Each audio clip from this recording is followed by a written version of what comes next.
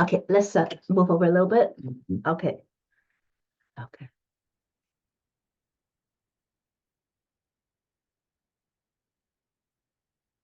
This is WZRD Chicago 88.3 FM. Please excuse our previous technical difficulties. We have with us at WZRD Tiwon Sims. He is a Rogers Park resident and he has been dealing with homelessness and he will discuss with us the city services and other services that he has been trying to access and whether or not those services have helped him get back on his feet. Welcome, Taiwan. Thank you, Judy. Pleasure being with you. Again, let's discuss how you became homeless. Let's start at that point. So,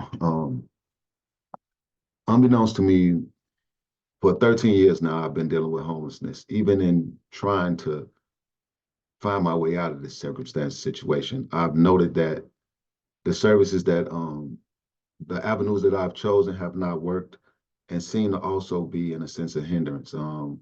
So my first attempt at trying to find housing would have been at the Pacific Garden Mission in 2016. So I was there from maybe 2016 to late 2017. I finished the men's Bible program, went there because I was dealing with homelessness. It wasn't about work or me getting work. I was working then and able to and capable of working. I had actually, when I did choose to go to the Pacific Garden Mission, I had been offered a job that same night. A woman, she said I could be a floor salesman at her carpet shop. This was in Northbrook. I was expected to be there the next day for the interview at 9 o'clock. However, that same day I was looking for shelter because I was staying on my cousin's couch. And my little cousins, they never seen me sleeping on the couch or whatnot. And I just didn't feel comfortable. So I started calling out to find shelter around instead of couch hopping. And so I called the Pacific Garden Mission. I was told to come over to Canal Street and went over there, sat down with the intake counselors, and they told me about the men's Bible program. It was a one year program. And from there I had committed already to the year. Um, Went through the men's Bible program successfully. However, in the end of it, no shelter. Mhm. And though I devoted that year, and also some time after that to the Pacific Garden Mission, no shelter. I left from there because of a discrepancy and found myself from the men's Bible back in Rogers Park. Though my mind wasn't fully put together, I'm still dealing with a struggle. So I fell back on avenues that I used to use to make money. Even though I was working a legal job, I was still doing things on the side that wasn't so legal. Mhm. Um, so as let's for the Pacific Gardens mission, when they had you go into that Bible program, Bible study program, were you required to sign? And then did they promise you that they will help you find permanent housing when you enter the program? So that wasn't so much something that was discussed, but housing was something. As you went into the program, you would go down to the entry room and speak with a housing coordinator to set up housing. So from there, I expected to come about a SRO or something else. Mhm. So yes, I was expecting housing. And were there other like your friends over there that did get some SRO, did get some help? Yes, some, and I've noticed. So it was a lot of things happening in the Pacific Garden Mission that shouldn't have been. I realized that certain people got preferential treatment if they acted a certain way or went about things in a certain way, which was outside of my way of understanding. If you work hard, you expected to get what's expected for you. Some people they just were butt kisses. That's the best way I could say it. Mhm. You know, they were butt kisses. They kowtowing the men. They doing everything that they expect to get some type of favor from man. However, I just went to the program to work hard, study the word, and it was not rewarded. Mhm. You know, it was more so attacked than rewarded. So that's where the discrepancy came in. So I leave there, I'm disheartened, I'm back in the neighborhood and doing a bunch of things that I wasn't supposed to be doing. Lo and behold, God broke my mind again and ended me back at the Pacific Garden. Now, the second time around, I go in and I'm still dealing with homelessness. Mind you, I did have a roommate. However, something went down, and and actually ended me up locked up. So I was accused of jumping on this woman. Um, all these things, and I had to go. It's just it's been a ride. Let's say that. Trying to find housing here in the city. From there, let's say Pacific Garden, back in Pacific Garden, um, doing the men's Bible program once again successfully, only having outside whatever influences attacking. So from there, I went to another um, greater shelter in the city of Chicago, which is called what it was it it was Lincoln something? no not, it was in Blue Island. So what I'm trying to think of, what is it? Affordable recovery. Now this was a place you paid $250 a week to stay in. Mhm. They got you some work and you stayed there. Well, some places, $1,000 a month, you don't even have to pay that much rent in some places. And that's, think about it. So that's like that's a lot of money, right? Mhm.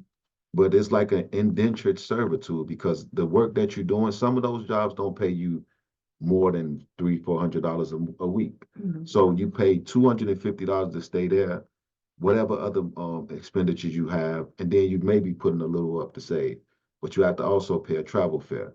So it was just a bunch of catch-22s when dealing with certain services. It seemed as if they seem to be exploiting you. And that's what's happening in a lot of these major shelters and these housing systems. What about at that Blue Island shelter? You were being exploited. Did you find some other people that were being less exploited? No. So let's say it was it was that's what it was. So most of these, I feel, how reentry or these housing, they exploit the conditions that the individual is dealing with. Mhm. So in this condition, in this place, they were more so AA, Alcoholics Anonymous, Mhm. addiction, just trying to focus on addiction. Anybody who came with addiction, anybody who's dealing with addiction is susceptible to a lot of things. You see, because Mhm. they coming already out the streets. They have been dealing with people in the streets, mistreating them, and now, and the worst thing is them being homeless. Mhm. So them not having house. So if they're able to be afforded some housing and also some work, they feel like they're moving themselves back into reality. But at the same time, you're being exploited because you're not moving the needle so far. Mhm. And these people not trying to actually help you. They want you to be there so that you can fund their enterprise. That's the only thing I could think of it as. In other words, they get funding from their grants, and then in order for them to uh, work on their mission. But if their mission is accomplished and they help everybody to find permanent housing and get back on their feet, they would not have that their mission would no longer exist and they would go out of existence. And that's the problem. So now you're now you built basically a whole new issue because now you have people exploiting the hardships of others. And this is a continuum. So this is not just happening in housing, this is happening in violence prevention. All of these funds that have been appropriated to different areas of hardship, we see that it's actually for the last 16 years, we see no difference, no change. If we measured it out, if we looked at the metrics and measured it all out, or if we took time to really just do the fine comb through, you will see that nothing is changing. In some areas, it's even got worse. What about that Blue Island facility, that organization? Who recommended you to go to them? So I'm glad you asked that. So from there, from Pacific Guard Mission, it's go to 10 South Kedzie. And 10 South Kedzie, what they do is it's like a network. They have a network of shelters and housing that you can choose from. Mhm.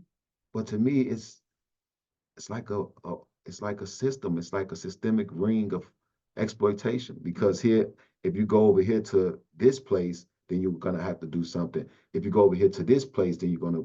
So it's like no benefit. In the end, you're not benefiting in any way. If you if 1% of the people can work themselves out of the situation, what about the other 99%? Have you ever seen anybody that actually worked themselves out of that kind of situation? Yes, but they're yes, and you're actually talking to them because they back in the situation. So oh, I just left affordable a year ago, and I moved into a SRO, and I had this type of job, and however, with no true stability, you didn't get a bank account, you didn't, so you weren't taught any real financial literacy. While there, the only thing you focused on is your addiction and how to stay, why, so you panicking on not getting high, but the reality of things is, how do I maintain? Mhm. So you're not really giving all these different skills while there. You're just basically being exploited.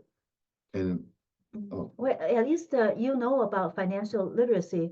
Did you try to learn it on your own, or was there somebody that was able to help you about financial literacy? no, that's it was on your own, because trying to save when you gaining just meager like wages, it's like if I'm working all week long and I'm only making $400, but I'm paying 250 back to the house. Now I got to pay 50 for my travel fare. Then I'm a 200-some-pound man. The food that they're giving us is sufficient, but not sufficient. So you have to buy food. So that's leaving you with what, a $40 saving at the end of the week.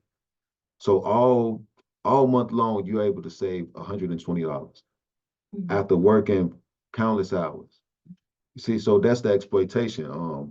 And the one part, what made it worse is we were able to get a contract with world class distributors out in Manuka, Illinois. Now, how we got that was me and a few of the guys. We consistently worked. Like, and I was working in the freeze. I was working in grueling conditions, and was there for maybe like 8 to 10 months. No, maybe 6 months working in that freezer, Mm. to a point I got a condition in my hands now for this, not being paid for it, not being compensated for it, no workers comp. Um, but still, I went through that, and what was it? The shelter that I was in, they were able to get this contract.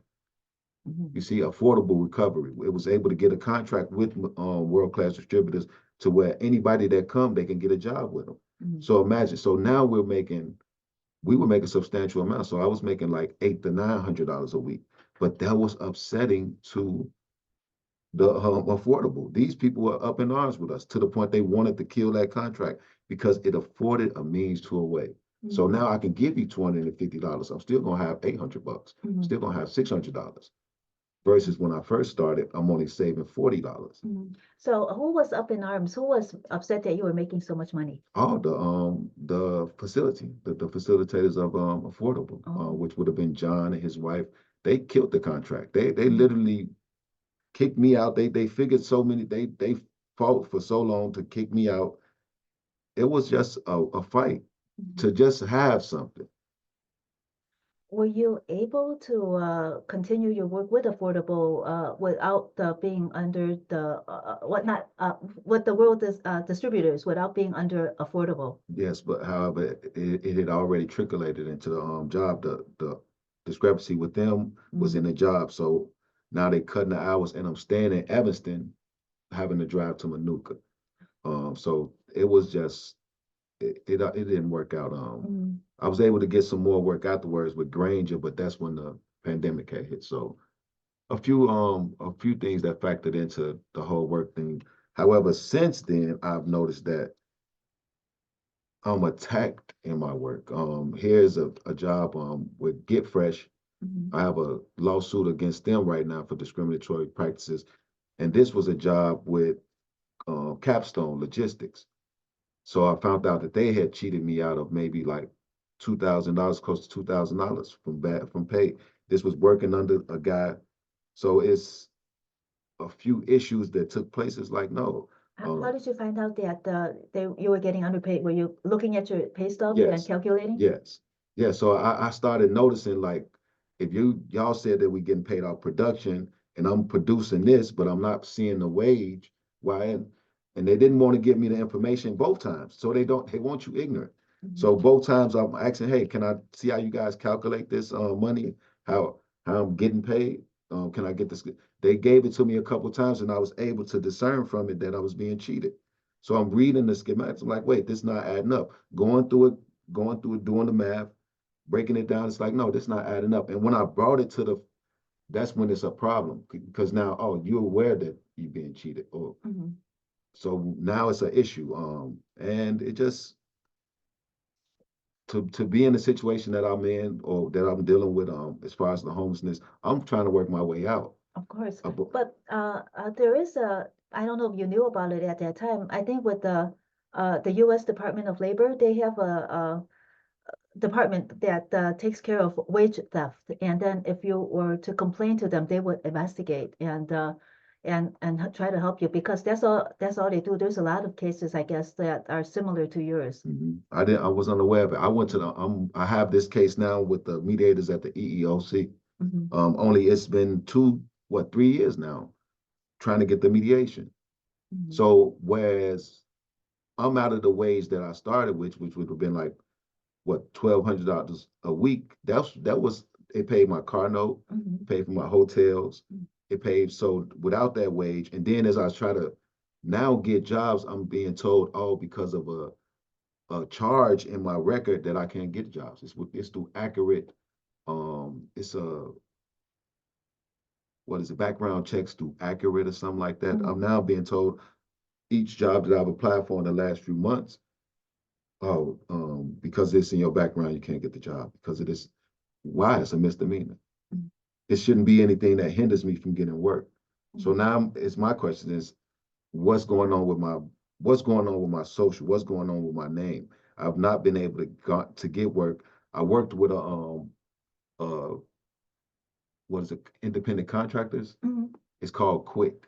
I worked with them and doing work with them, found out that hey, what's going on? It was a discrepancy with this. I don't know if you're familiar with the Zachary Hotel. It's up there in Wrigleyville. I worked with those guys during the quick 30 shifts where I was not rated or anything, which would have exponentially raised my score up to maybe 5.0, which helps you get better. So it's just been things that a pattern of things happening in my life that I've noticed that's just been kind of hindering to the point where you say, no, this just not coincidence. Well, you might hopefully the statute of limitations has not run out. We'll give you the information about the Department of Labor about reporting wage theft. Hopefully, you might be able to get some wages back because if they are investigated and they owe you wages, they're required to repay you. Awesome, thank you. Yes, it's definitely they definitely owe me some money. All of the employers that exploited you, they uh, actually the shelters or whoever was trying to help you get the jobs, they're supposed to be telling you about this, but of course you never heard about this. Because it's how I feel the system is worked by getting a bunch of so you're dealing with a hardship. Any help that you receive, you feel grateful for. So now that's what they're working on. They're not working on. So if I had the wages, so let's say if I had a soft cushion, maybe $8,000, $5,000 in an apartment. So now I'm working from a space where I'm just working back. But when I have nothing and I come into a situation, oh, you can give me a job? Oh, that's awesome. But now I start working a job and I see that it's what, um, $13, $14, $16 versus I have countless work history. So it's like, no, this wage doesn't match my work history. This wage doesn't match my experience. But still, because of the situation you in, you're like, oh, I'll work it. Versus somebody coming in behind you and getting the proper wage because they didn't come through this channel. And there's a lot of people being subject to this. So if Though, I'll go. No matter what channel you come from, if you're going to be doing the work, you deserve the wage. Facts, facts. However, a lot of systems have been set up to where now employers are able to get these employees that don't really know about the wage, that are really dealing with a hardship. So now we pay them less. We pay you a little bit on the contract over here. So now they greasing the palm over here, but the man over here not really getting what he should deserve. Mm. And this is the person that should be getting because he's trying to work out of a hole. Mm. And this is the system right now. And earlier when you spoke about living in hotels, you mean the SROs, right? No. I paid out of my pocket because the wages that I was making, I'm prudent with money. So as I made wages, I would pay out of my pocket, sometimes up to $400 a week. But I was still able to make it because I'm making 800. So I'll pay that. I'll minimize my food costs and live meagerly. I just went to work and back to the room, working back to the room. And it's very hard for you to get an apartment, right? Without like signing a lease. Yes. And that's another issue. Is this credit, the credit, having credit or having a reputable name. Most people that's dealing with homelessness, they haven't had renters history. They don't have mortgage history. So it's like, where do we stand? And so as you go, and this is another part where these housing coordinators and all these different individuals exploit, because now they're sending you to these slum landlords who they know slum, but the only thing they want is the rent and some money. So, oh, well, we can send them over there because, they're dealing with this and they know you want the housing. So this is it's insidious in a lot of ways, this system.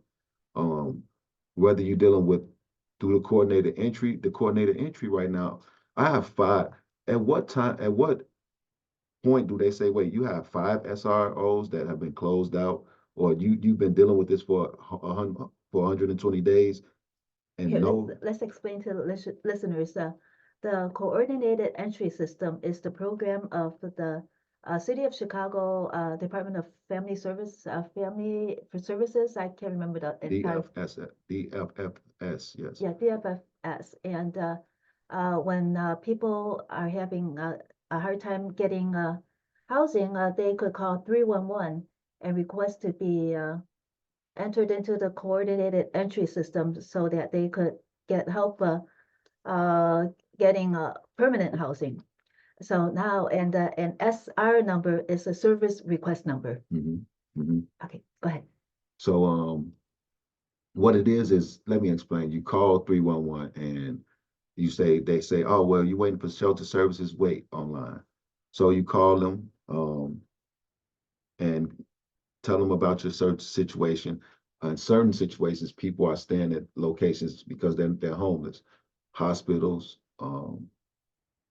police stations, libraries in some cases. So in these cases where you have these individuals who are occupying them, I guess, what is it?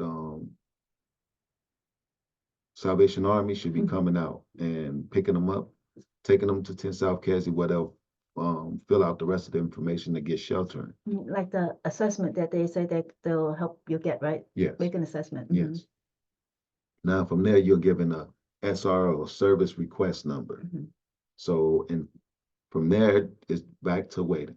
It's back to waiting, whatever location. So they set you up at some other shelter for the in the meantime? No. So you're going to go back to where you were waiting, whether you be at a police station, hospital, wherever you can be picked up at. And their assessment, would the police station serve as your current address? Yes, in a way, it will. So from there, they should either contact that police station, the front desk, or a phone number that you provide. The first time I got an SR number, I was text that particular number. In the follow-ups, I haven't been text only. I've given them all the proper information. I'm staying at 6464 North Clark, which is the 24th District Police Station. And give them my phone numbers. From there, each time I've called and followed up, they've said it's either been closed out or they were waiting. Um, because I asked for house shelter in the north side of Chicago because I'm more familiar, I'm wondering if is that the case? Mhm. And when they tell you the service request has been closed out, of course you ask them how has it been closed out and what do they tell you? Um, someone called or someone, it's just a bunch of misinformation. Because if you call, I'm definitely going to answer. And I'm sure that the police at the 24th district, they're going to follow up. They follow up. They familiar with me standing front of it. So it's just a bunch of misinformation for no reason. And it's just a lot of services that I'm not afforded and I'm not being afforded. So it's like, So they're not what you're saying is that they're not giving you the follow-up. They're not telling you like what happened, why you didn't get it. mm, no, not at all. No information. Actually, they upset when they upset when you call. So some of them are nice. I recorded most of the calls. Some of them are nice. Most of them are it's kind of abrupt. What well, like I'm the one homeless over here. Like I'm the one dealing with this. A little compassion, a little empathy here, please. Um, it's a lot of things that we're dealing with as residents and citizens here that a lot of people haven't, and this is what's upsetting. I've been in the city for 43 years. This is my home. So to be treated this way versus immigrants versus illegals, they coming in and getting preferential treatment, housing, everything that a citizen could use to prop themselves back up, they have been given. Well, that is a federal program, but we understand what you're saying. There is a question though.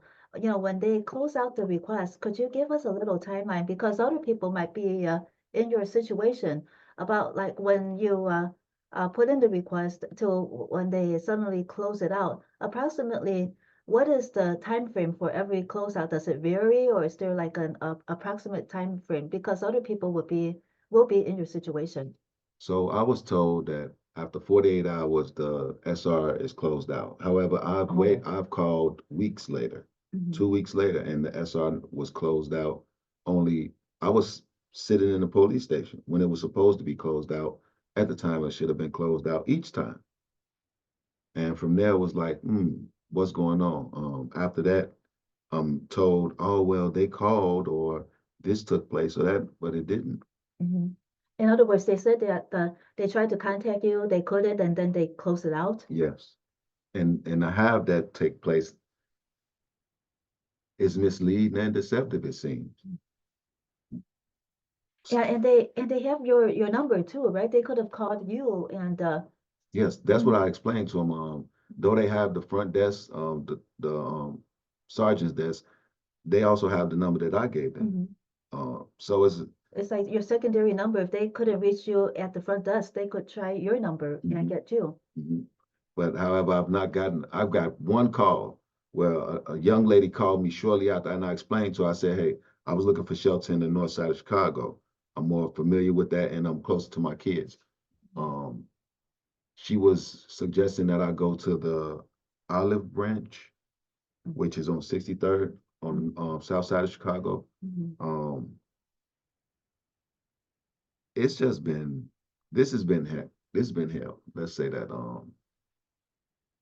And how do you negate what's going on as far as like going through the coordinated entry, going to 10 South Kedzie, having the paperwork, um, going to different locations, getting social workers that don't follow up. I just feel like they are entering your information so that they can have numbers, so that they can receive grant funding and say, oh, well, this was a number but you haven't helped me. You haven't helped me at all.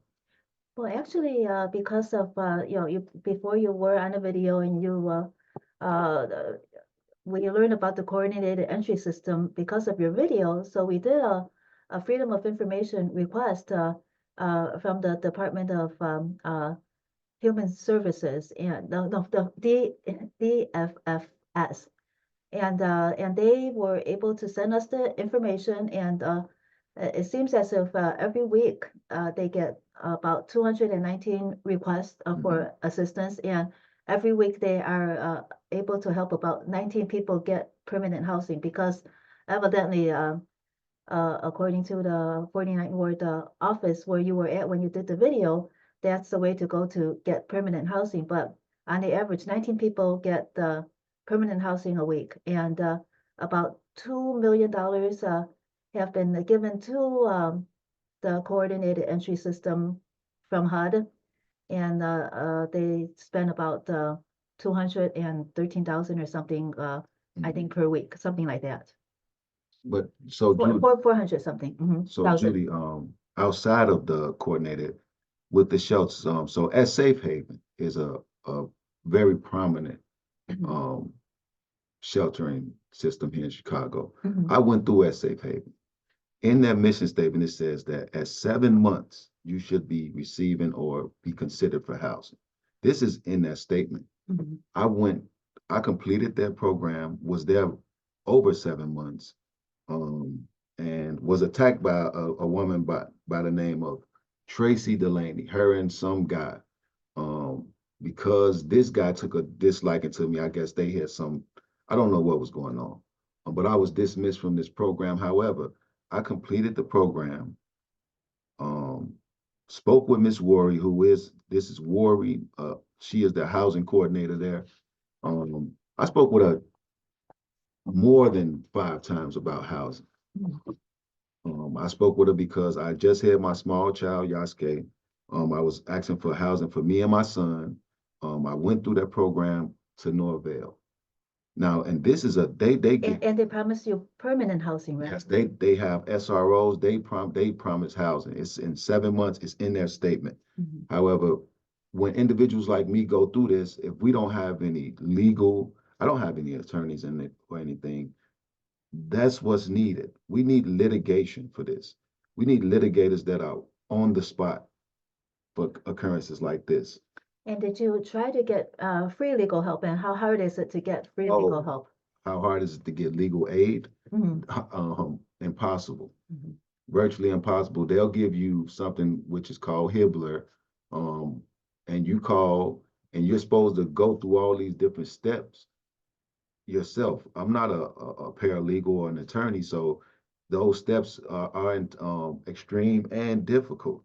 However, if there was litigators on payroll, I don't know, some means to have them come out and litigate these cases, then we can get around a bunch of this discourse that's happening in these housing and home housing and entry programs. Because if they understand that there's some legal parameters and if the legal ramifications coming behind it, no one wants to be sued, no one wants the bad PR. So that's the important part, litigation. Us coming, this is awesome, being able to speak about it. However, when you have somebody that's there, a firm behind a firm, saying, hey, what's going on here? Why wasn't this gentleman afforded this, or wasn't it contracted? Or so now you bound to it, versus me coming and trying to verbally say, hey, well, they did me wrong, or they did me like this. Having that litigation, it's so hard to get legal help. That's even harder than getting shelter. And there's so many programs, so many programs set up behind this. So it's we'll see if we could help, because we interviewed some judges, and they were talking about bar associations that would offer some free legal help. We'll see if they're able to help you. It's there's no harm in trying, but we'll see. That's true. But I've trust me, I've tried channels. Yes, let's if you remember, which legal aid organizations did you go to? So right now I've dealt with the Hibbler. I've dealt with the West Side Justice program, where I'm trying to do an expungement right now, which I have to follow up with them. This has been a chaotic week.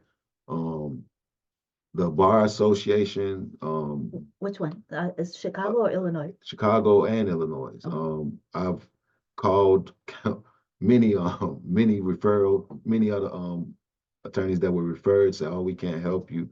So it's not easy, and it's very discouraging. Mm. So you're Mhm. going through different channels, you're trying to find a boat or something to float on, but it's not easy. And it's discouraging and disheartening in more ways than none, because you imagine it, is this going on because I'm a black man, or is this going on because I'm homeless, or because my financial standing right now? And you feel a lot of ways about it.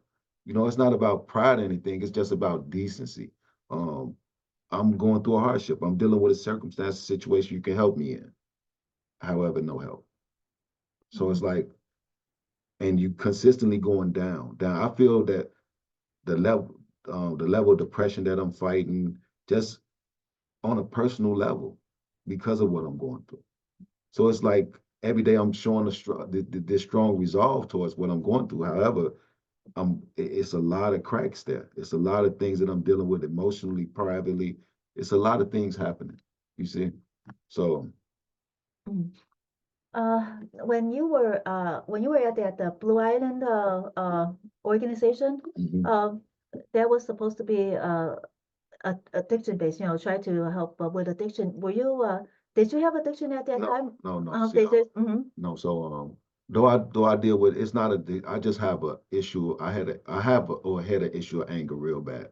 So being in those areas, it was very therapeutic. Even though they were dealing with alcohol, it's the emotional, everything that they were dealing with, the steps that they were taking, it helped me.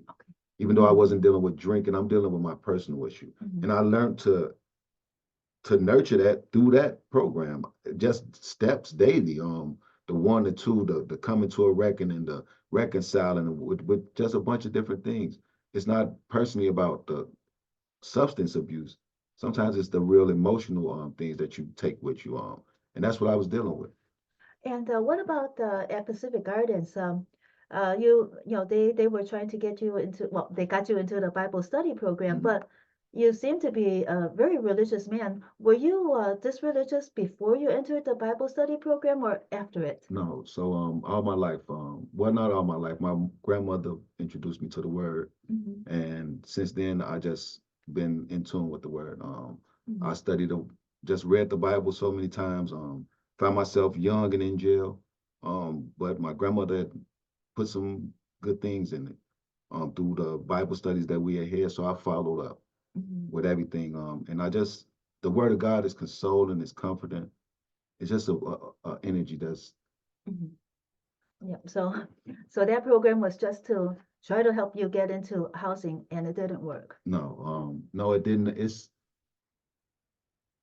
And it should, because of how it's set up and structured. To have a man go through that program and then successfully be entered into housing, if every man that went through this program for a year was from that year point, the 306 placed in the housing, you would build a community of people that you wouldn't even understand. Mm-hmm.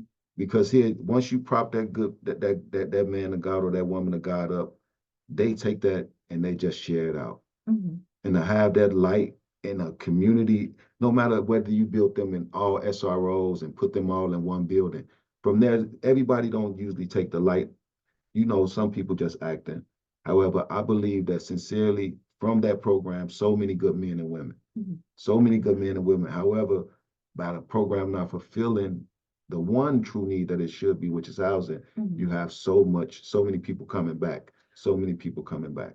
What was the reason that they gave you, in case some of our listeners just joined us now, that they didn't give you the housing? No, so I was dismissed from the program. Mm. So I was dismissed because of a work issue. So I went to work and went to sleep because of a schedule that was weighing me down, and also for some personal. Um, However, just that right there showed that my commitment to the program was not their level of commitment to me. Mhm. Well, yeah, because you feel you were working how hard when you fell asleep, and if I know that you were going through a lot, they could have been more empathetic. How did they? Was it like just that one mistake that they kick you out of the program, that not give you the housing? Was there anything else? No, no. So it did already, because of my belief in God and not my willingness to bend to men. I found it was difficult being there, but it was like a boot camp to me. It was like a spiritual marine. It was like the spiritual marines. Um, and when you deal with God in a certain way, I believe on God and not men. So some men want you to praise them. I don't praise men. I don't. I only been to God. Mm-hmm. And so it was a bunch of issues there. I was sent to a senior pastor who had his personal, I guess, vendetta or whatever, and they utilized that to get me out of the program. Mm-hmm. However, God sent me to that program. So he wasn't even finished then because I had to go back. Now I'm just done with it because I feel like I've gained everything from that place that I was going to get. However, it also allowed me a spiritual insight into seeing how people of God exploit other people. Mm-hmm. You see? Mm. Yeah, you did mention earlier that other people were flattering the people that Mhm. the and then they were eventually able to get the housing, but Mhm. you were just working and going through the program. You did not do that, and then you did not get the housing. No, no. I was actually exited from the program, Mm. which shouldn't have happened. Was it had to be in the will of God, I had to think. Um, but right now, even as that program exists, to revise it to get it on par is to have them set that precedent to where those people who sacrifice their year, imagine a year, Mhm. you give a year of your time. Mhm. Why shouldn't you be rewarded in that way? Mhm. What other resources have you tried to use to get yourself out of this situation? Um, Plenty. So like I said, I've been through, and this is crazy. These are the major sheltering systems. Mhm. Pacific Guard Mission, 1 year program, Safe Haven program, the what is it, the Affordable Recovery program, um, looking into countless housing, whether it be online trying to get some housing or whatnot. All of it's denied. It's as if you're being red taped or stonewalled in a lot of ways as an individual. So how many individuals are really going through this? I have emails, exchanges, so much information to say, why haven't I had housing? Why haven't I been allowed housing? And then as you read, it's like, oh, housing is a human right. So why am I not afforded this human right? You see, so it's like, and from any individual standpoint, you need a base. You need a base. You have to have some housing. You have to have a place where you can wake up and shower, wake up and take care of yourself, wake up and set and plan. Mhm. And without that, you just kind of running around confused and trying to manage. Mhm. So it's a lot of different factors that fall in place there. Mhm. What were there other organizations or other people that try to help you find a job? Um, so I would say with the working part, it's more personal. I've always set out to go and get my own work. Mm. If I found like the one time that the Commerce was doing the work fair, Mhm. so those are ways to find. So just kind of looking around for like job fairs and things like that. That's how I found a lot of work, Mm. or online personally through Indeed and whatnot. So seeking work, that's what I've been doing. However, has it been successful? No. And it's a hardship in a lot of ways. I'm dealing with certain things. It's like, no, you shouldn't be going through these things. So what are you dealing with that is preventing you from getting hired? So like the background, the whole thing with the accurate, consistently telling me about a case that I have that's hindering any me going to work. I've put in for the independent, the contractors jobs, into it, not into it, but what is it? Indeed? In no, not Indeed, Indeed, I always do work search, um, always going for pick and packing, whatever warehouse things right now, personal things, but only being told that, hey, we've already considered somebody else, or accurate sending it back saying, hey, the background check didn't come back. And it's a misdemeanor. I haven't been in trouble in 2 decades, felony. So it's like, how is this hindering my opportunity to get work? And I shouldn't be going through it. Well, the CTA, they always say that they're a second chance employer. Have you ever tried them? So this is I just met a gentleman by the name of Chris something. We spoke about employment because it's a different level of city government that I'll be working for. So I was like, okay, it's they do have the second chance, but it's like I said, these programs are in a lot of ways exploitative. You see? Yep. Well, if you can, did you try it, and in what ways was there an impediment that was keeping you from getting a job with the CTA? No, not I haven't so I have to follow up with Chris. Okay. And we talked verbally. So he said there'll be no hindrance, just apply. Okay. So just apply. And I'm definitely gonna bring a host of other people because they say they need workers. So it's just about, and hopefully maybe we can follow up, you all can do another work fair.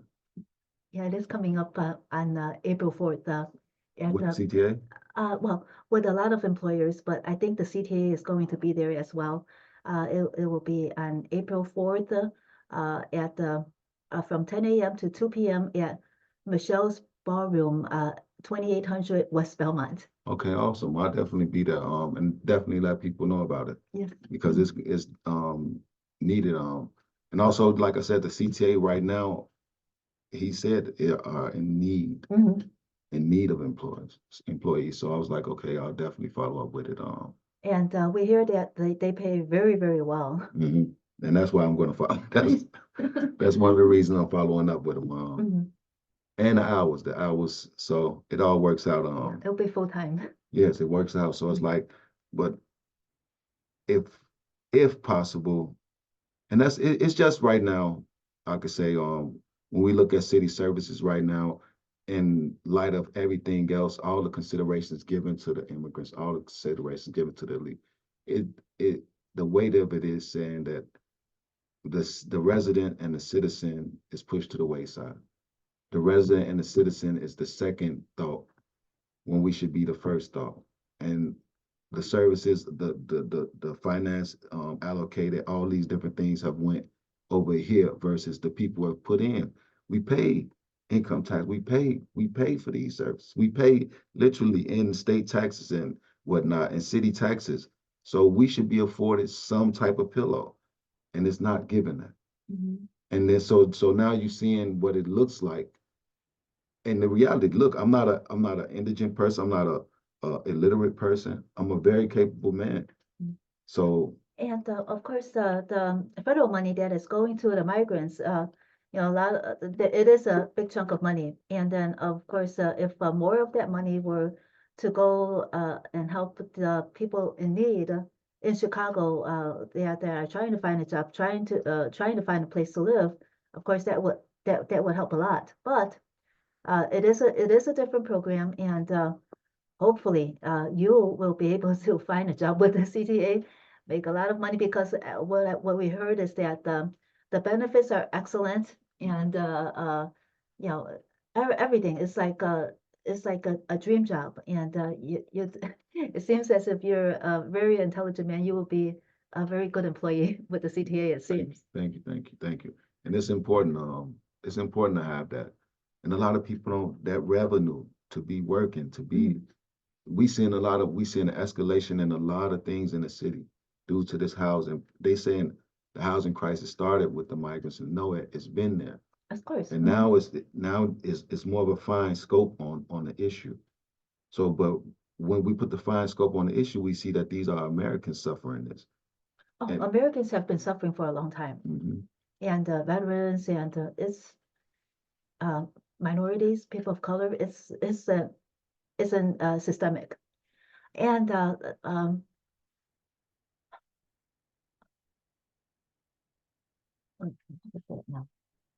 anyway, when for that for a CTA job, you would be able to earn a lot. And what about your kids? You did mention that you have two kids, and uh, how are you able to see them now? If you had a good job, Yes. would you be able to see them? Are you able? Are you willing? Are you okay with discussing that part of your life? So right now, yes, I am. And it does bleed out into other areas. So right now, by not being able to finance myself, I'm unable to finance my fatherhood, my duties as a father. Supporting their moms, unable to do that because I don't have finance right now, and unable to support my children fully because I don't have housing. Each and every time that I've attempted to get housing was in regards to my children.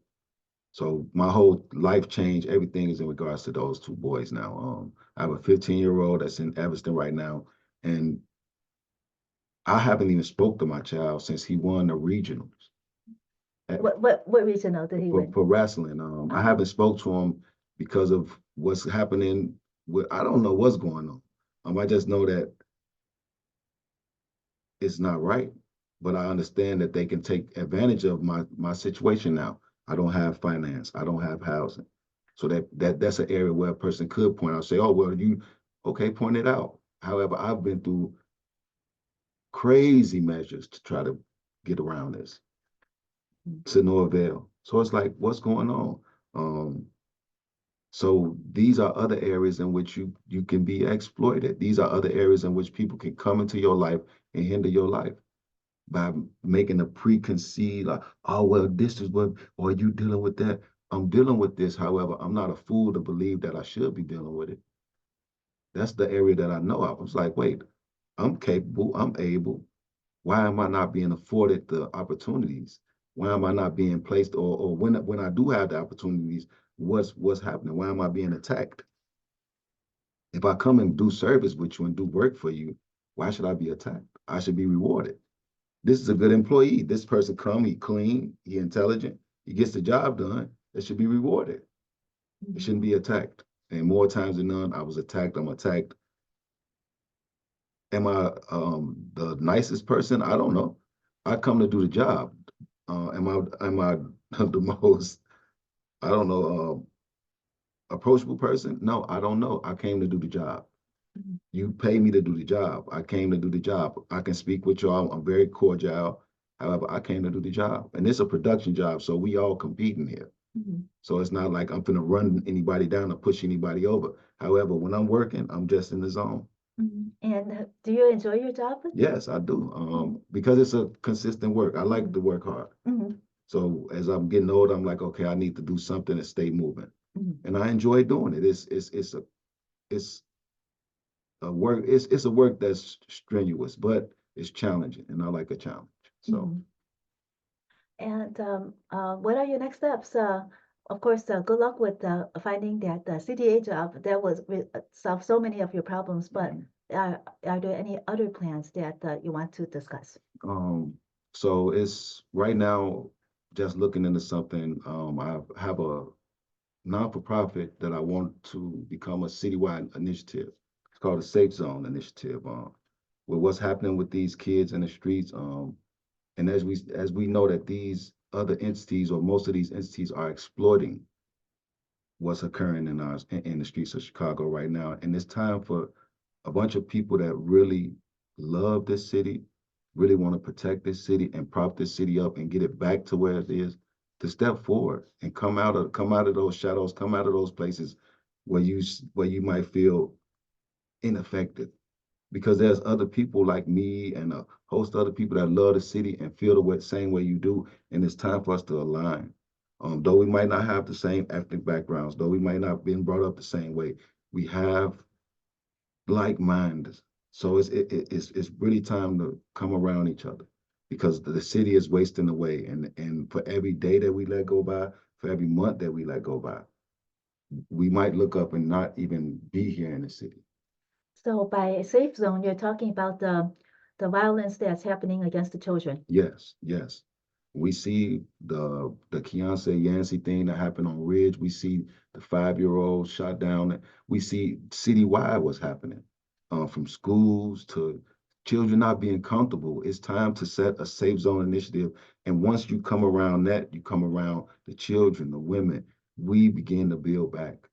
Once everybody feels comfortable, once everybody is back to feeling safe and trusting on each other instead of having to look over your shoulder and going through all these different measures, it's too much. It's too much. It's how did we get to this areas? But here it is. We can hardline know that homelessness, a housing issue. You got so many kids. I don't know if you ride the L. You got so many kids riding in the subway system trying to find shelter. You got so many people, kids huddled up in these subway systems trying to find some. It's epidemic now. That's the worst word they use for it, but it is. Mm. Where are these kids usually congregated? Like So in what sites? so if you riding from 95th to Roosevelt, Mhm. then you're gonna find a lot of that. From Roosevelt to Uptown or to even Howard Street, you're gonna find a lot of that. The blue line, and the green line also.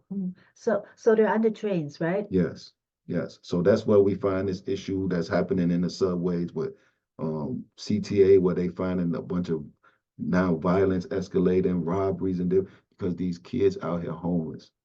Mhm. So now so we got people pointing, oh, this, and this. No, we can definitively point out where the issue is, what the issue is. Mhm. And you see the kids there. Do you see adults there too that might be their parents?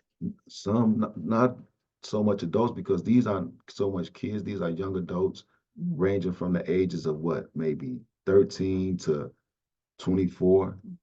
So you got people and young adults. Um, have I seen parents in the L's with younger kids sleeping in these L's, huddled up together. So yes, this is this is an epidemic, and it's been a crisis.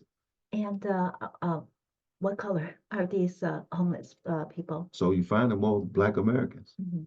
a ton of Black Americans, and that's the issue. Is like, has the city closed their eyes on this issue because it's Black Americans? What about before the migrants arrived? I think they arrived en masse in 2022 around August. What Mhm. about before then? Did you notice? Yes. However, it wasn't so, and that's I'm glad you asked that question because it's been in my mind. Before then, we did notice kids in the L's, but it wasn't like this. Mm. You wasn't finding 10, 12, 7, 8, 5, 6. You find maybe 3, 4, a group maybe 7. Mm.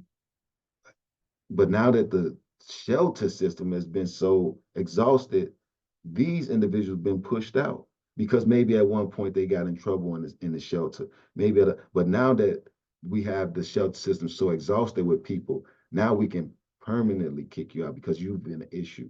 Mm. So now you can't utilize the sheltering system. Mm. But versus these individuals just came.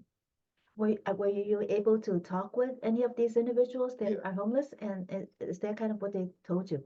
That's basically that's what they're saying. Uh, Oh, I was kicked out of Pacific Garden. Oh man, I can't go back over there because but this the rule that they broke was minor. It was a minor, almost mostly minor infractions. And as you know, there's some people dealing hurt people hurt people. So you're gonna have some violent outbreaks. You're gonna have some things that happen. However, does that mean turn me away totally? And now I'm sleeping in L now. I'm dealing, and we see it's being in this traffic and living in this traffic and knowing that more times than when you homeless, you finna deal with the police at least once or twice a day. So that's a negative in your life. You're gonna deal with unruly people. It's a lot of people that's not empathetic to what you're going through, people that don't want to show compassion in any way. And so all of these are factors, but not, I'm 43. I've dealt with life, I've been dealing with life. But imagine being 13, 14, 17, 18, a young adult, mhm. the level of emotion that you're dealing with. So it's no home, no school, no stability, and Mhm. come like working age, no job. It's very difficult. So now so fact, that's a powder keg. And we seeing this thing blow up in the city right now. And whereas all of these other people that have come, we could, in a lot of ways, stem and stop a lot that's happening. But now we're seeing it powder keg more and more, more and more, more and more. Because a lot of people feeling like, hey, don't nobody care. You don't care. Y'all don't care about. I've been dealing with this. I could literally go crazy right now and say, you don't care. You don't care. I've been dealing with this for 120 days. No one cares. However, I have to have the resolve to say, let me keep pushing. Let me, and just having this conversation, it's the same things that I'm asking myself, what is going on in the city? Honestly, what is going on in the city? What is going on with our elects? What is going on with our city government? What is going on? Honestly, have they closed their eyes to what's going on with the residents and the citizens? Is this the question? Have they closed their eyes to what's going on with the residents? Well, it seems as if you've had these problems even before the migrants arrived, Mhm. and they weren't addressing these same issues. Those organizations were not helping. Mhm. They're keeping their mission alive, and then the problems persist, and they just seem to be getting worse. Facts. And that's at what stage do we start coming with solutions? We can keep griping, but what's the solutions? And though they've placed before us all these different organizations that have all these different mission statements that they're not reaching or meeting. What about when you spoke at the city council? By the way, this is WZRD Chicago 88.3 FM, and we have with us at WZRD Tiwon Sims, a resident of Rogers Park, even though he is homeless and he is trying very hard to uh, overcome homelessness. Um, uh, what was I asking The city earlier? council. Yes, you were at City Council at public comment. Did anybody follow up with you after you spoke? Yes. But I've spoken with the city council about the issues that's going on personally in my life, and yes, they follow up. Has this caused a trust issue in me? Yes. So when I'm approached by people, it's I'm gauging them to see, are you just trying to get information? Are you trying to help? Mm. Um, because this hasn't just occurred in my life. I've been sharing this information, trying to get aid and help. And the reason I'm so transparent with it, because it's hard to believe. You see me on this on the other side of you. Imagine somebody, it's hard to believe. It's like, wait, when I'm standing talking to the city council, they're like, no, you're not homeless. It's just a joke. But it's not a joke. And that's not them personally saying it. But if you looked out at me, you'd be like, cut it out. You'd be like, no, I don't believe that. Like, nah, you're not homeless. It's just some type of joke. You're just trying to do this a political stunt. But it's not. I'm not in Do any way people, playing. yeah, do people accuse you of a political stunt? When I saw you speak, I believed you. But it's like I had one man say, hey man, you trying to be a hero? No, who wants to be a hero? How is this heroic? How is going through this heroic? That's the part that killed me. Like, hey, you want to be a hero? It's like, yo, you serious? Like, you want to And trade places with me? and who said that to you? This was a gentleman outside the city hall. Because he seen the me speaking to the council. They played it like a clip online. So he was like, oh, yeah. And he was kind of upset about it. Like, hey, you trying to be I was like, yo, who wants to be a and then I ain't say nothing to him, because you a nutbag. I get upset about things. So I don't want to exchange with you. Let him go. But in my mind, I'm like, what makes this heroic?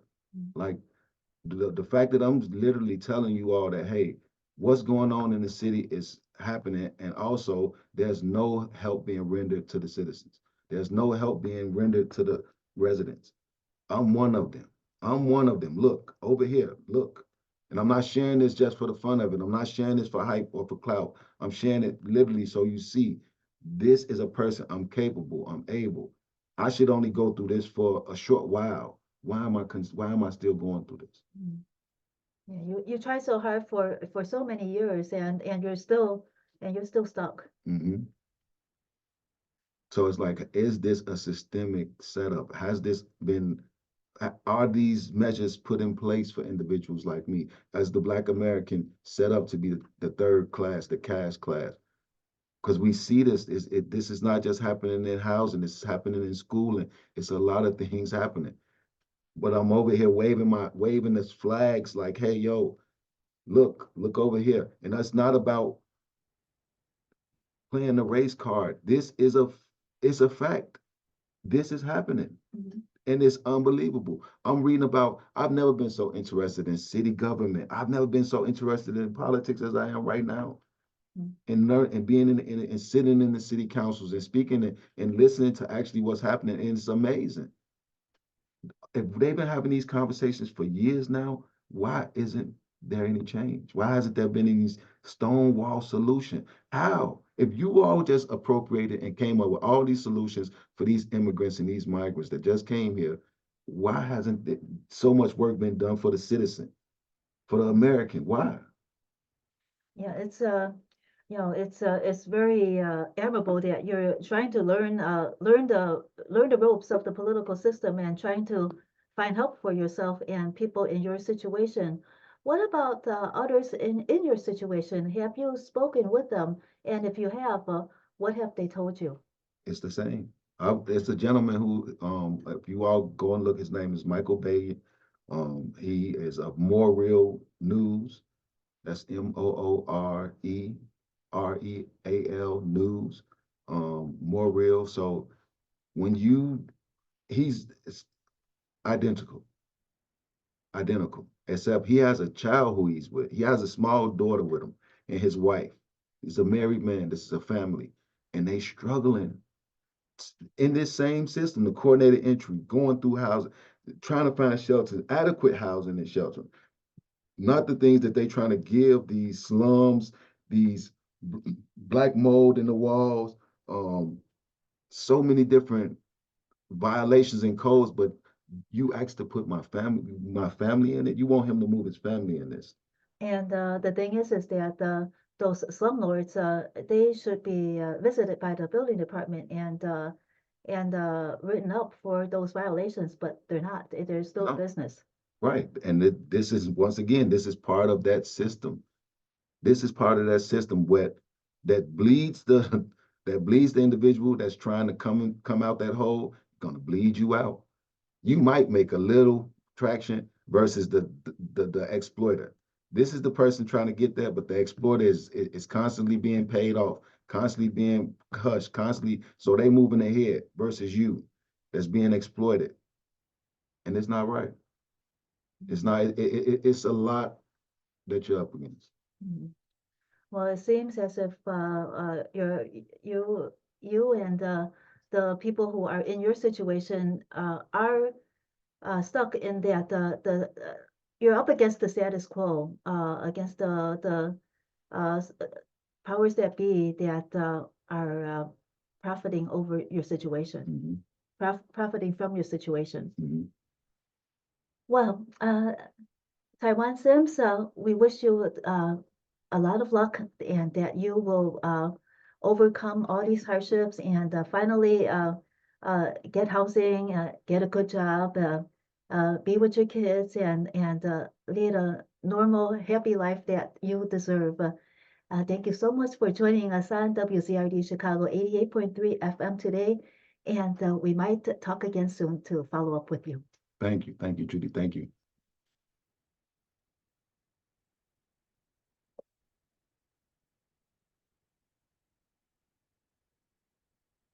Yes, this is